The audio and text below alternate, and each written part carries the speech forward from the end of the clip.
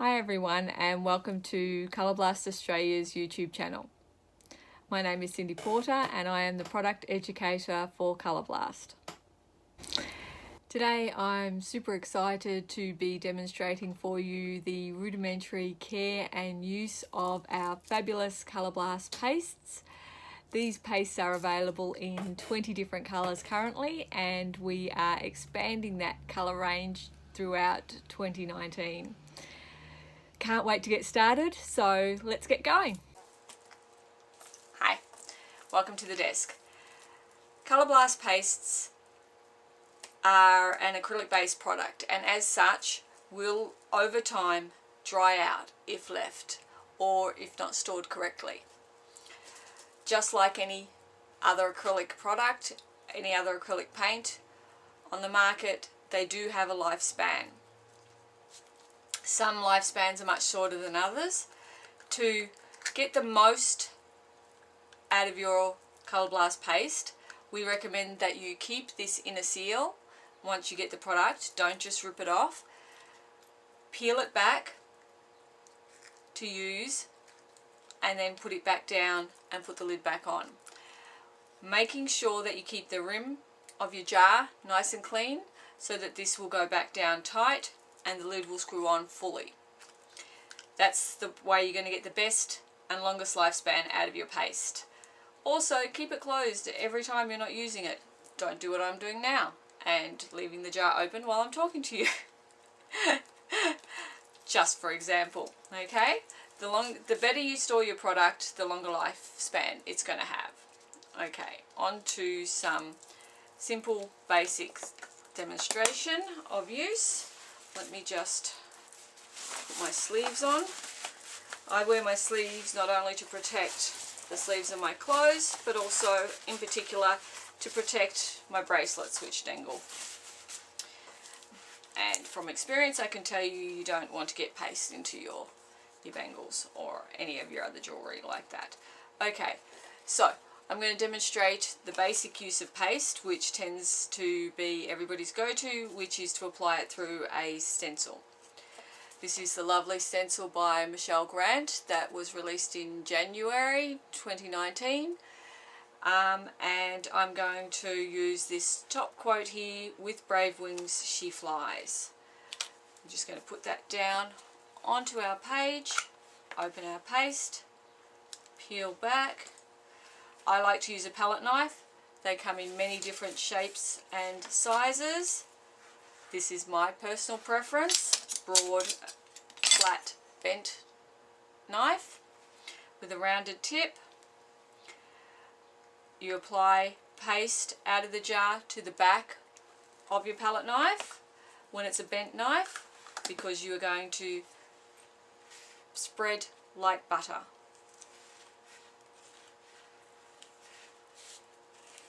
Carefully spreading until you have all of your stencil covered.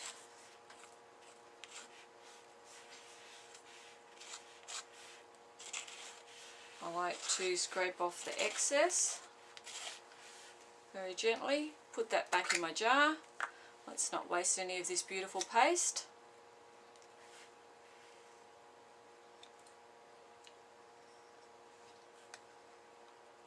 Make sure that edge is clean.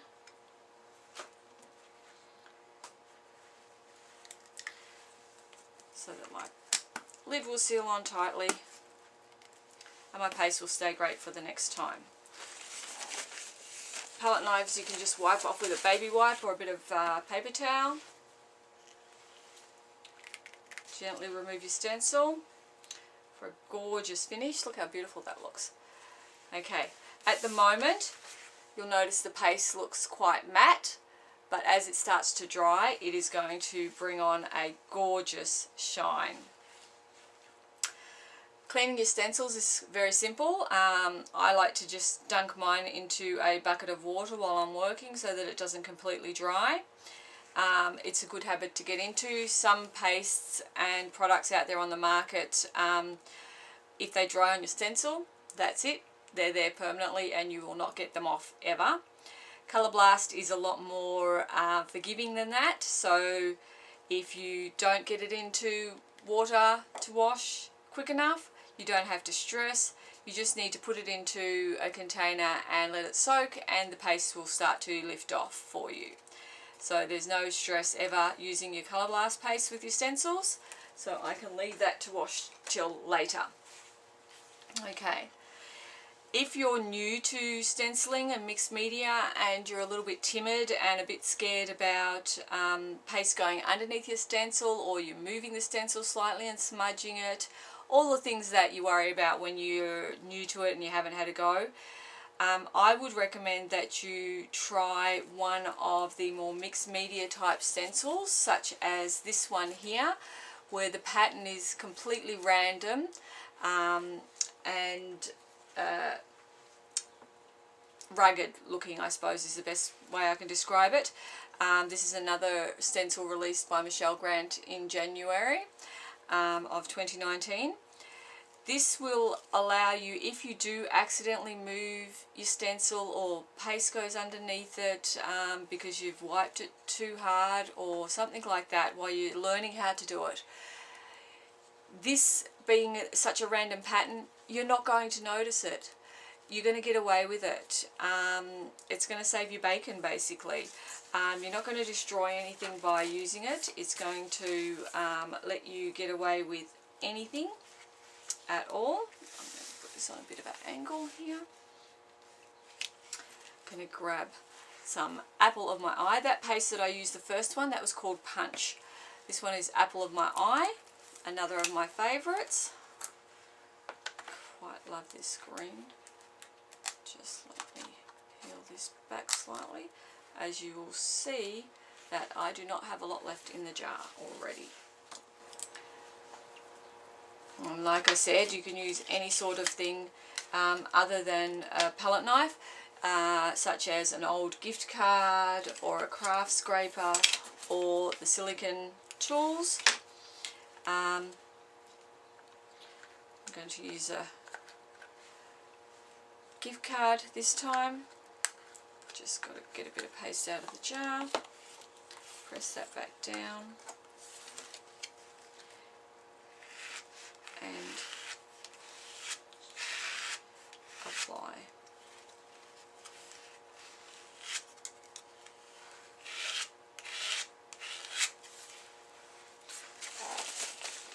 Again, just wipe off excess. Treat all your tools the same, regardless of whether it's a used gift card or your most expensive palette knife.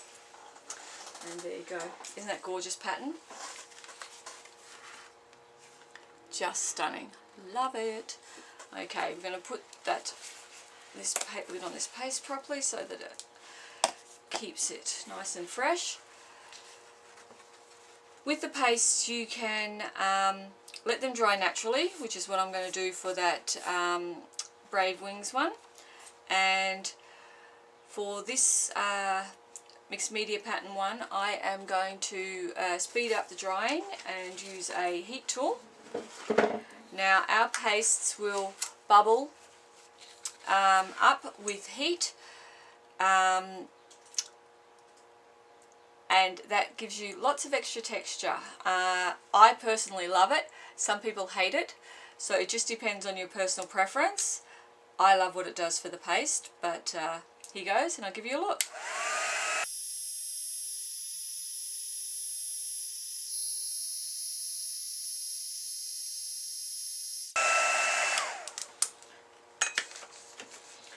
Okay, I'm hoping that you can pick up that texture and those bubbles. After you've heated it, the paste is still soft. If you get any bubbles that you decide are too big, you can actually flatten them down quite a bit while they're still soft and warm. If you're like me and you like the texture, then you leave it and it will set that way. So I'm just going to set that aside for now. Actually, I might put it over on that side while we move on. Okay, have a little piece of chipboard here. I want to show that the paste goes on to lots of different surfaces, wood, chipboard, plastic, metal, apart from just paper. You can put it onto just about anything, being that that it's an acrylic based product. Our paste is such a lovely strong colour that it is going to, and this one is called Just Blue for your information, it stands out beautifully on any coloured surface. So although this chipboard is quite grey and quite strong in colour, we are still going to see the gorgeous colour of this paste. Okay, I am going to spread it out.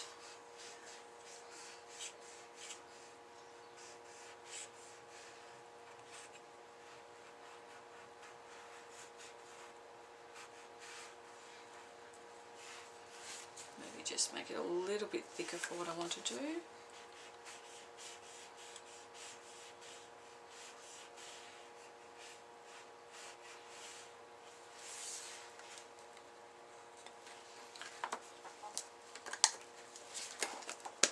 Back on, keep the paste nice.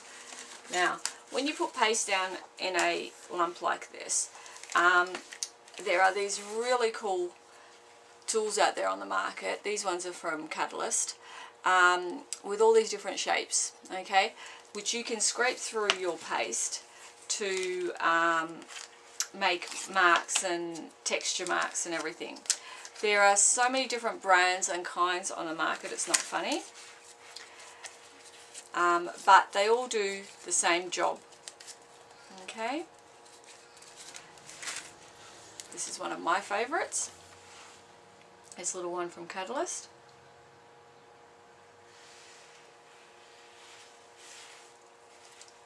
Look how cool that is. I can make perfect waves with this one.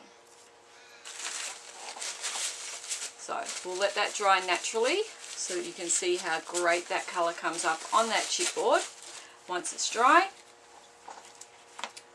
And I would like to now show you also how well the paste covers even darker surfaces, such as this gorgeous paper that was designed by Michelle Grant, again released in January. It's from the Spread Your Wings range. This is called Earth Angels. But this lovely dark surface is perfect to demonstrate to you how well the paste colours over such dark colours. So again, I'm going to use this gorgeous stencil, which I love, this mixed media stencil, and I thought I'd put some of this blue down, this Just Blue. Planning ahead for a future layout that I'll do on this paper. So I have paste on the back of my palette knife, just spreading it through the areas that I have decided I would like paste to be on. Envisaging how I'm going to set up this layout.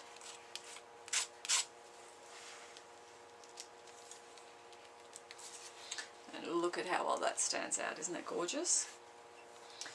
Just going to put a little bit off to the, maybe to the bottom here, I think. Which way do I want it? This way.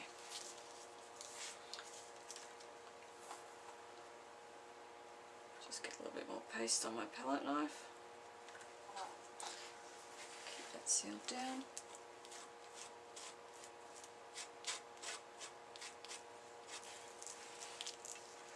Beautiful. Stencil away. Doesn't that look fabulous? I'll bring that back and show you once it's completely dried. Make sure I've got all the paste off that rim. Close that down nice and tight.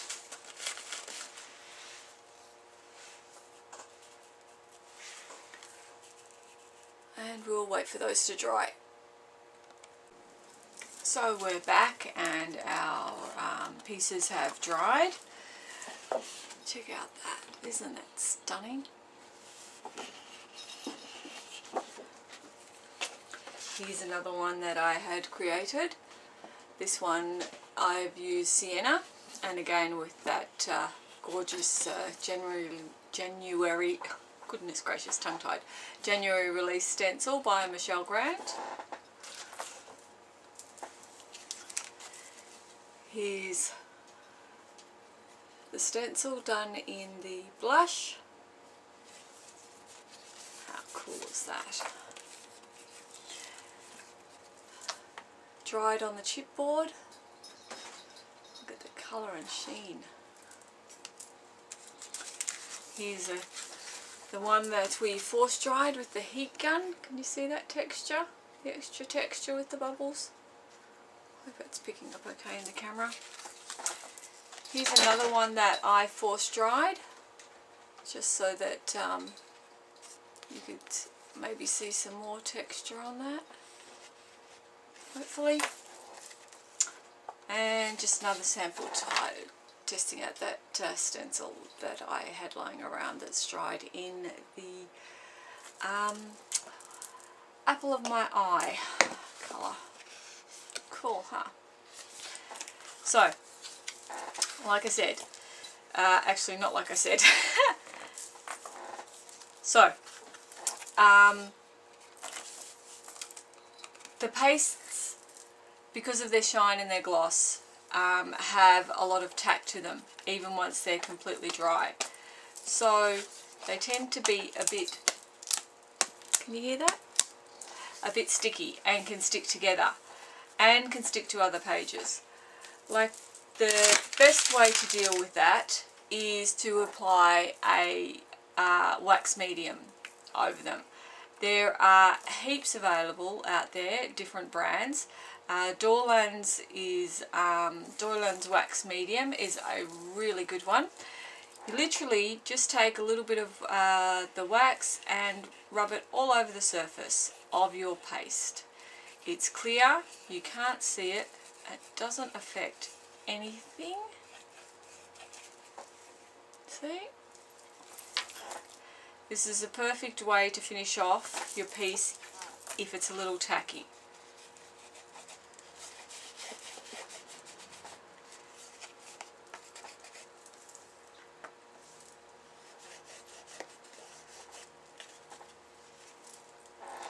Just need to make sure that you rub it over everything.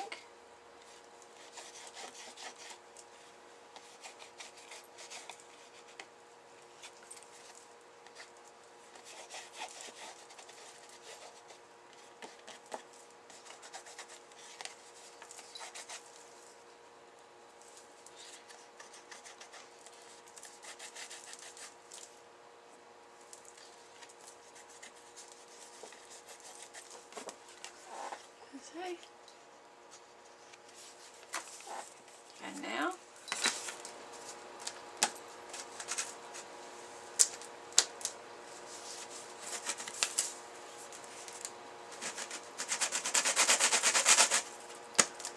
there is no tack whatsoever left, only the tapping noise that it makes when I actually hit them together.